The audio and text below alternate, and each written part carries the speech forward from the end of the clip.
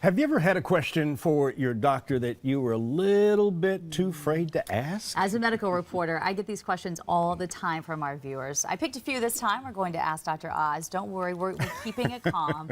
There's nothing that you have to run out of the room or take the kiddies into the other room. It's all good, okay? Just saying. Glad you mentioned it. Exactly. Okay, here's the first question. Do you have a suggestion for a natural stool softener for my child who's 5?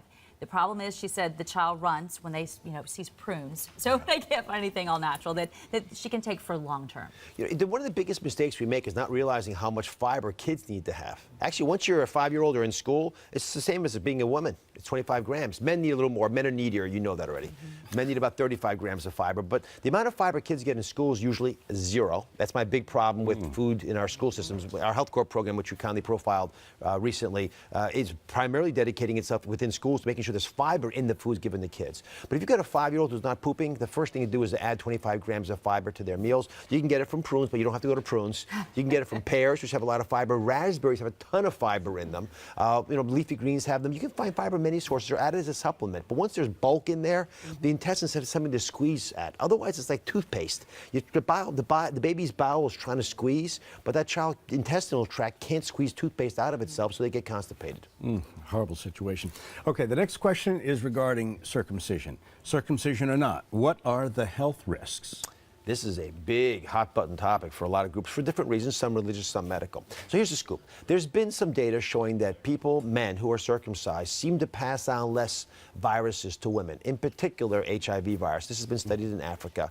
And for that reason, some public health advocates have said, go out there and get circumcised. I respect the fact that there's some potential health benefits, but they're not strong enough that I would mandate that people go out and get circumcised. So it primarily becomes a religious discussion and a family cultural discussion. And oftentimes it's made based on what dad had. If dad's circumcised, the son often wants to be like dad. It's worth taking into account. Before you're all fearful about circumcisions, I do think babies feel pain, obviously, but they don't feel pain quite the same way adults do. And you can put anesthetics on the foreskin before it's circumcised. In many parts of the world, the circumcision is done when the kids are older. I was in the Turkish military, believe it or not, and I had to do circumcisions on adults. Which is really a special case. A little bit embarrassing, yeah. But you can do it. In some cultures, it's so important to who they are that I would never want them to not have it done for fear that there's a medical contraindication or indication. All right, here's our next question, and I lied. Maybe you should move the children out of the room for just a moment. Okay, here we go.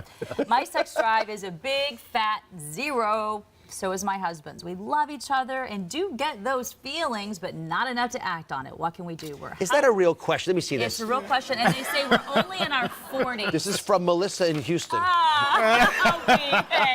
My husband will happily argue. I'm sure it's not for you. And I'm only in my 20s, Dr. Of course, I know. That's why I was saying. She purposely changed the age and the like. It's interesting. There's a sexual famine in America. We're not doing it enough. It is so important for achieving that Zen moment of bliss that so many of us crave in life, and yet it's just not happening. And one of the big reasons is that people feel pressure to do it. So just a couple facts. Women, when your man doesn't want to do it, don't take it personally. It's not about you. 80% of the time, it's a health problem with the man.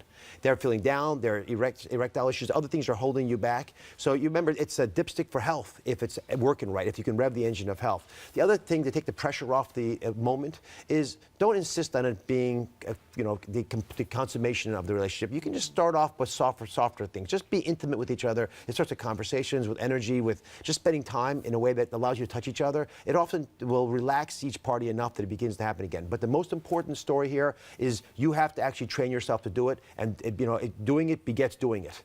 So I'm being cryptic a bit in case kids are watching, but you actually have to go ahead and give yourself a shot. Don't talk yourself out of it, because once you make that little barrier in the sand and don't participate enough, then the whole thing becomes a negative drag on the relationship. Not good.